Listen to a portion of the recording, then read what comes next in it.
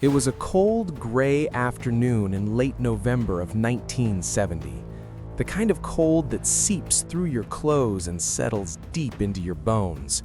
A university professor was hiking through a remote Norwegian valley with his two young daughters, the wind cutting through the rocks, the air painfully still.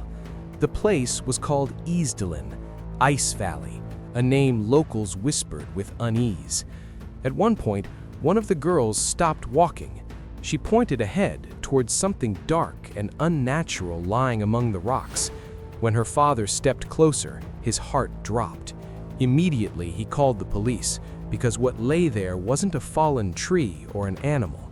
It was the burned body of a woman, partially hidden beneath a rocky outcrop, frozen in a final, silent moment.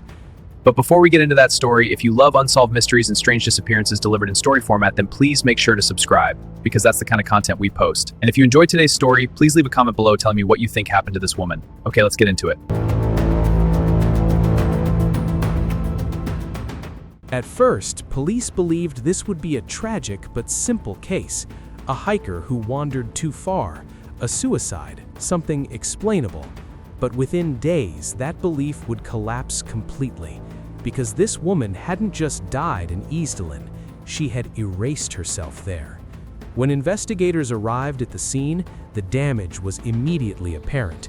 The woman's body was so badly burned that her facial features were unrecognizable.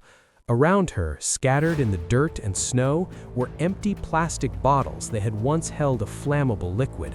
Nearby lay dozens of sleeping pills, half buried in the soil. The scene seemed to tell a clear story.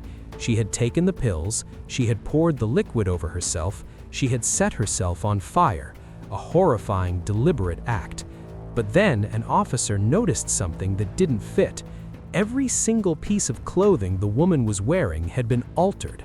Every label, every brand name, every size tag had been carefully cut out. Not torn, not worn away by time, precisely removed.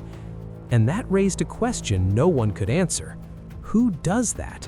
Who takes the time to erase the identity of their clothing before ending their life? As investigators began the process of identifying her, they quickly realized they had almost nothing to work with.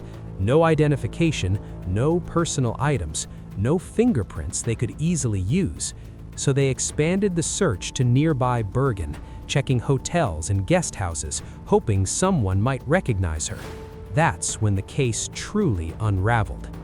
Hotel records revealed that a woman matching her description had stayed in multiple hotels in the weeks before her death, but she never used the same name twice. At one hotel, she was Fenella Lorch, a Belgian traveler. At another, Alexia Zarna Merchez.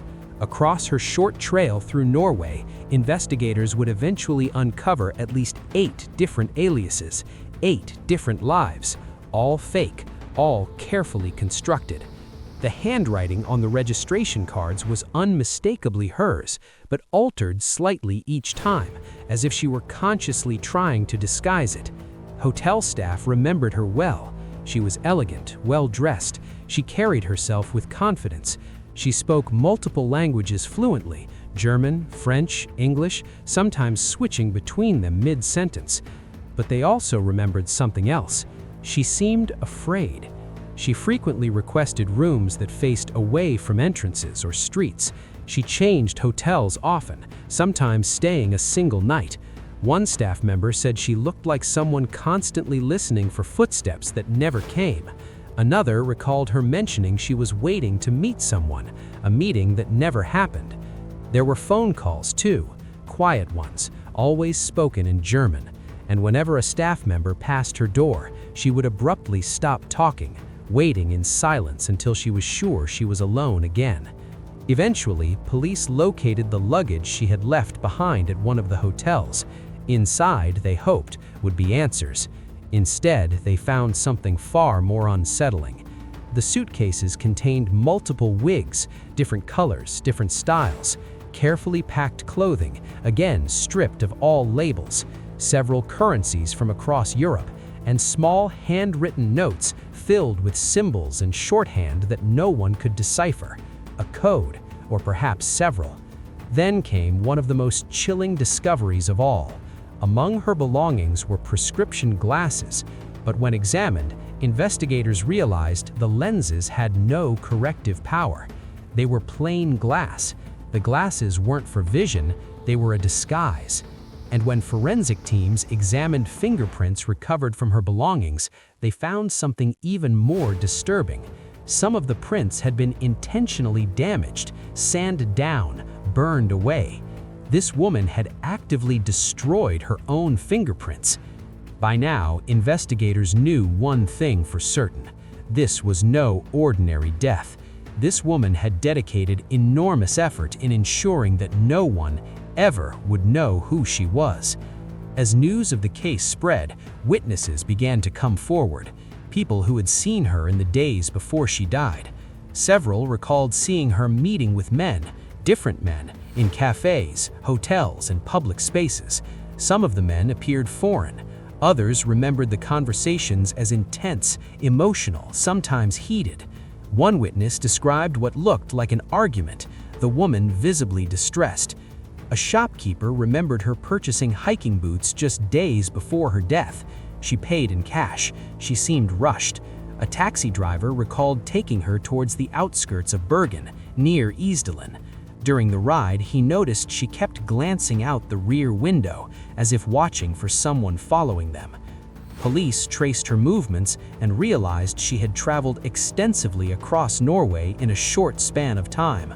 Oslo, Stavanger, Trondheim, always under different names, always paying in cash, always leaving just enough confusion to break the trail behind her. It was a deliberate maze.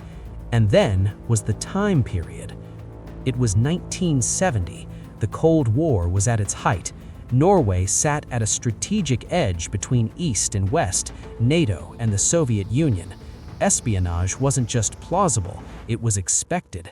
The pieces began to align in unsettling ways. The multiple identities, the coded notes, the disguises, the paranoia, the erasure of fingerprints. Many investigators quietly came to the same conclusion.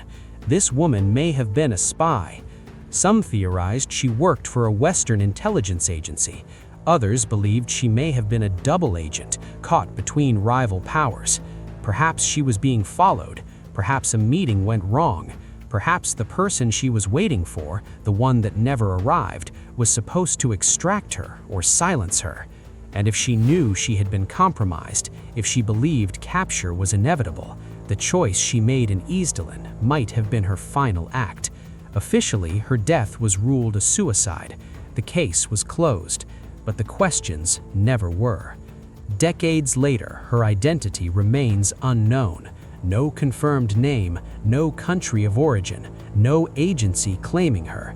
Advances in forensic science have added fragments, possible childhood clues, hints of where she might have grown up, but no definitive answers.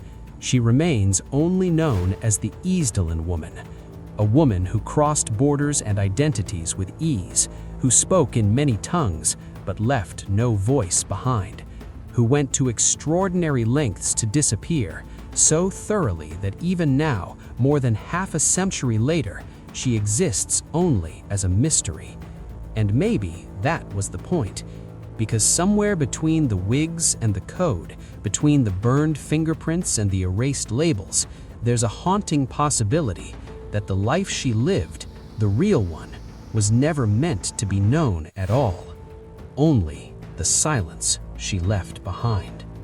Thank you for watching. See you next time.